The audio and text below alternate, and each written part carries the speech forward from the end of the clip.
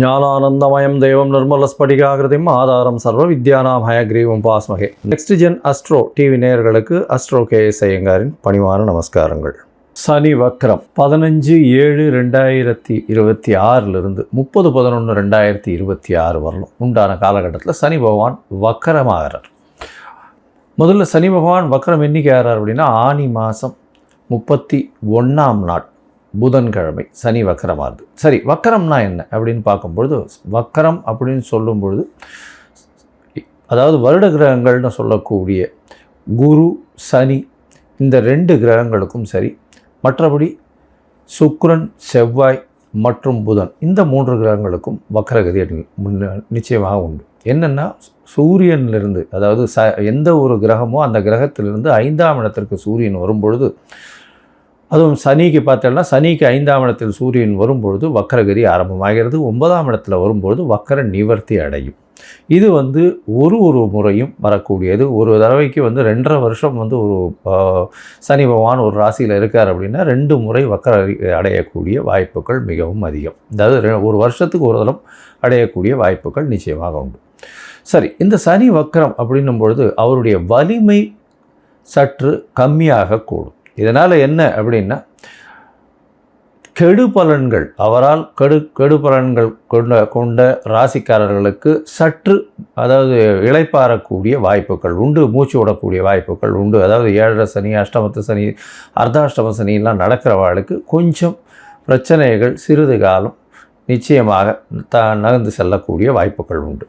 சரி, இப்போது சனி பகவான் என்ன ராசியில் இருக்காருன்னு பார்ப்போம். அதாவது மீன ராசியில் இருக்கார், உத்திரட்டாதி 3ஆம் பாதத்தில் இருக்கார். 3ஆம் பாதத்தில் வக்கரகதி அடையார் 15/7/2026.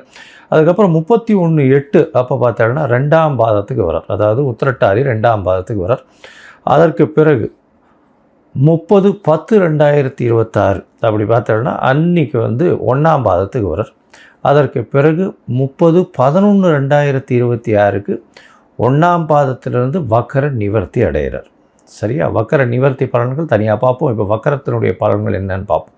இந்த காலகட்டத்தில் சனி பகவானுடைய வலிமை குன்றி இருக்கக்கூடும். அதனால் கோச்சார பிரகாரம் வரக்கூடிய பிரச்சனைகள், இன்னல்கள் சற்று கம்மியாகக்கூடிய வாய்ப்புகள் நிச்சயமாக உண்டு. அதுவும் இந்த 7.5 சனியில் இருக்கிறவா கும்பம், மீனம், மேஷம் இந்த 3 ராசிக்காரர்களுக்கும் 7.5 சனி போயின்னு இருக்கு. அது தவிர பார்த்தோம்னா தனுசு ராசிக்காரர்களுக்கு 4ஆம் இடத்துல அர்த்தாஷ்டம சனி, சிம்ம ராசிக்காரர்களுக்கு அஷ்டமத்து சனியும் போயின்னு இருக்கு. இந்த காலகட்டத்தில் இவாளுகெல்லாம் சற்று பிரச்சனைகள் சற்று குறையக்கூடிய காலகட்டமாக இருக்கும். ஒரு சுமூகமான நிலைமை வரக்கூடிய வாய்ப்புகள் நிச்சயமாக உண்டு. சரி, இந்த சனி பகவானுக்கு பிரச்சனைகள் வலிமை குறைந்தாலும் சில இடத்துல உங்களுக்கு பிரச்சனைகளை அதிகமாக கூட்டக்கூடிய வாய்ப்பு உண்டு. அதாவது சில ராசிக்காரர்களுக்கு பரம எதிரியாக இருக்கக்கூடியவர், அதுவும் சிம்ம ராசி, கடகராசியெல்லாம் பரம எதிரின்னு சொல்லக்கூடியவர். அந்த மாதிரியான ஒரு கிரகம் இந்த சூரியனுக்கும் சந்திரனுக்கும் சனி மிகப்பெரிய எதிர் கிரகமாக சொல்கிறது. அதனால தான் சனி பகவான் 7-8 அதிபதி அப்படின்னு சொல்கிறது. 6-7 அதிபதி சிம்மத்துக்கு. இதன் மூலியமாக கடன் தொல்லை, நோய், தவிர அசிங்கம், அவமானம் இது எல்லாத்தையுமே கொடுத்துருவார். இந்த அஷ்டமத்து சனி வந்ததுன்னா கேட்கவே வேண்டாம், எல்லா பிரச்சனையும் கொடுப்பார். அதாவது மிகப்பெரிய அசிங்கம், அவமானம் இது எல்லாத்தையுமே கொடுத்தே தீரணும் அவர். அந்த காலகட்டத்தை தாண்டித்தான் எல்லாரும் போயாகணும். சரி, இப்படி இருக்கக்கூடிய காலகட்டத்தில் என்னென்ன எளிய பரிகாரங்கள் பண்ணலாம் அவருக்கு? அதாவது பரிகாரங்கள் அப்படின்னு சொன்னால் அவருடைய முதல்ல அவருடைய காயத்ரி மந்திரம் இல்லை அவருடைய ஸ்லோகம். அதாவது ஸ்லோகம்னு சொல்லணுமே ஆனால் நீலாஞ்சன சமாபாசம் ரவிபுத்திரம் ஜமாக்கிரம் மாயா மார்த்தாண்ட சம்பூதம் தம் நமாமி சனேஸ்வரம் அப்படின்ற இந்த ஸ்லோகத்தை சொல்லிக்கொண்டு வருவதன் மூலியமாக சனி பகவானுடைய பிரச்சனைகள் குறையக்கூடிய வாய்ப்புகள் உண்டு. அதுவும் சனிக்கிழமை சொல்கிறது இந்த 139 நாளும் சொல்கிறது ரொம்பவும் நல்லது. இது இல்லை அப்படின்னா அதாவது ஓம் காகத்வஜாய வித்மஹே கட்கஹஸ்தாய தீமஹி தன்னோ மந்த பிரச்சோதயாத்துன்னு ஒரு நாளைக்கு 8 தடவை முறை சொல்கிறது மிகவும் நல்லது. சரி, இதை விட கொஞ்சம் இதுவாக இருந்ததுன்னா பக்கத்தில் இருக்கிற கோவில்களுக்கு போயிட்டு வர்றது. அதாவது சனீஸ்வரன் நவக்கிரக சன்னதியில் சனீஸ்வரனை சனிக்கிழமை வழிபட்டு வருது. ஆஞ்சநேயர், அது தவிர விநாயகர், இவர்கள் இருவரும் கட்டினவர்கள், அதாவது சனீஸ்வரனை கட்டியவர்கள்னு சொன்னவார். அதனால் இவர்களை பார்த்துட்டு இவர்களை சேவிச்சுட்டு வர்றதன் மூலியமாக உங்களுடைய பிரச்சனைகள் நிச்சயமாக விலகக்கூடும். இது தவிர பார்த்தீங்கன்னா சனி பகவானுக்கு உண்டானது எள்ளு. காகத்திற்கு சாதம் போடுறது, அதுவும் சனிக்கிழமை அன்றைக்கி சுடசாதம் போடுறது மிகவும் விசேஷம். அதற்கு பிறகு நீங்கள் அன்னம் புசிப்பது ரொம்பவும் நல்லது.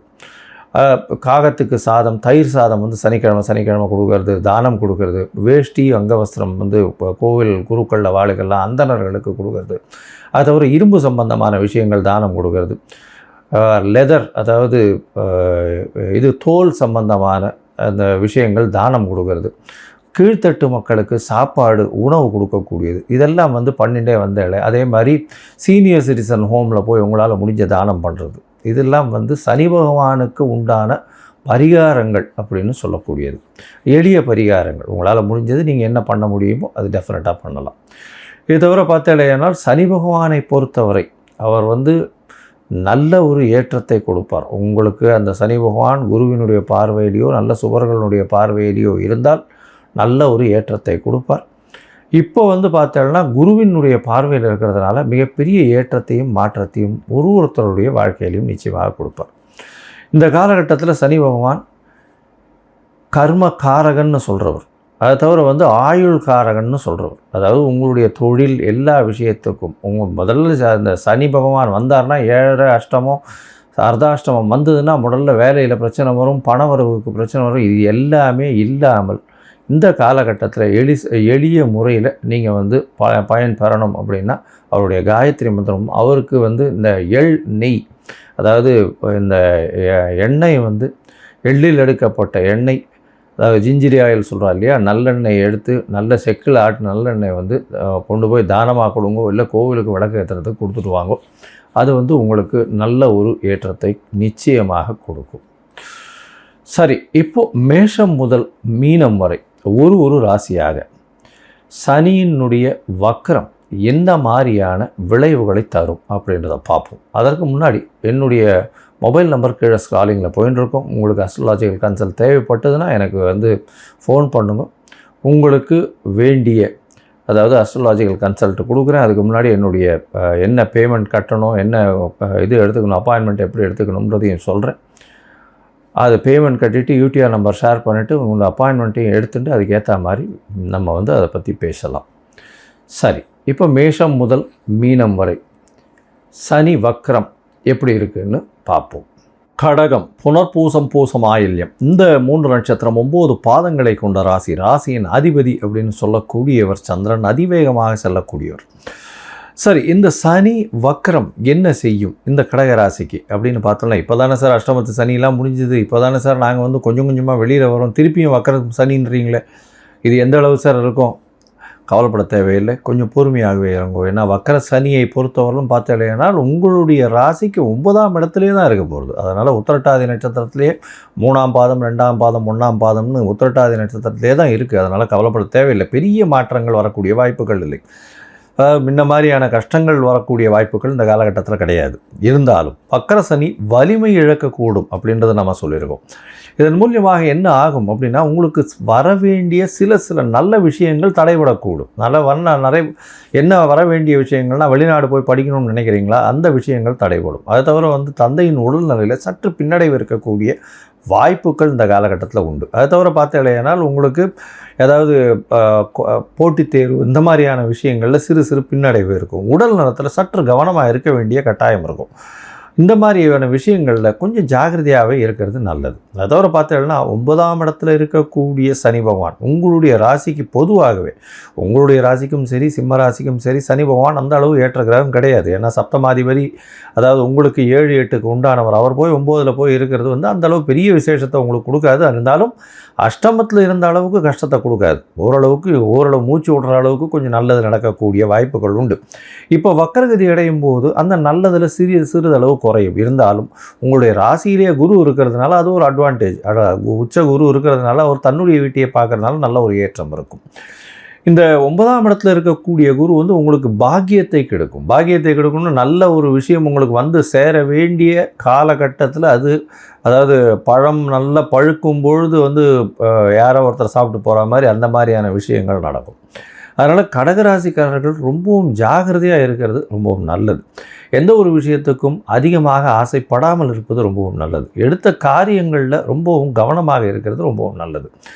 இந்த கடகராசிக்காரர்களுக்கு 9ஆம் இடத்துல இருக்கக்கூடிய சனி பகவான் 11ஆம் இடத்தை பார்க்குறார். உங்களுடைய லாபத்தை பார்க்கறதுனால சிறு சிறு தொய்வு உண்டாகும். அதாவது செய்யக்கூடிய தொழிலில் வந்து வேலையில் மாற்றங்கள் வரக்கூடிய வாய்ப்பு, தொழிலில் வந்து லாபங்கள் சற்று கம்மியாகக்கூடிய வாய்ப்பு இந்த காலகட்டத்தில் நிச்சயமாக அமையும். அதோட உங்களுடைய முயற்சிகளில் சிறு சிறு பின்னடைவு வரும். அதோட உங்களுடைய இளைய சகோதரர்களோட சிறு சிறு பிணக்கு வரக்கூடிய வாய்ப்புகள் இந்த காலகட்டத்தில் நிச்சயமாக நடக்கும். உங்களுடைய ராசிக்கு பார்த்தோம்னா, அதாவது உங்களுடைய ராசிக்கு 6ஆம் வீட்டையும் பார்க்குறார். 6ஆம் வீட்டை பார்க்குறதுனால போட்டித் தேர்வில் ரொம்ப கவனமாக இருக்கிறது ரொம்பவுமே நல்லது. அதை தவிர வந்து புதுசாக கடன் வாங்காதீங்க. கடன் ஏற்கனவே இருக்கிற கடனை அடைச்சா போகிறன்ற நிலைமையில் இருப்பீங்க. இருந்தாலும் இந்த காலகட்டத்தில் கடனை வந்து வாங்காதீங்க. அந்த கடனை வாங்கி இந்த கடனை கொடுத்து இந்த கடனால் அந்த கடனை முடித்து இப்படி மாற்றி மாற்றி பேசிகிட்டே இருக்கலாமே தவிர கடன் ஏறிடும். அதனால் கடன் வாங்காதீங்க, பொறுமையாக இருங்க. இரும்பு சம்மந்தப்பட்ட வியாபாரம் பண்ணுறவங்களாம் ரொம்ப ஜாகிரதையாக இருக்கணும். தண்ணீர் சம்மந்தப்பட்ட வியாபாரங்கள் அதிக முதலீடு போடாதீங்க, கொஞ்சம் பொறுமையாக இருங்க. பால் வியாபாரம் பண்ணுறவங்களுக்கு ஏற்றத்தை கொடுக்கக்கூடிய காலகட்டமாக அமையிறது. பயிர் வியாபாரம் பண்ணுறவங்க கொஞ்சம் ஜாகிரதையாக இருக்கிறது நல்லது. அதாவது பயிர்னால் இந்த வேளாண்மை பண்ணுறவங்களாம் அதிகமாக முதலீடு போட்டு பண்ணுறதுன்றது அந்த அளவு விசேஷத்தை கொடுக்காது.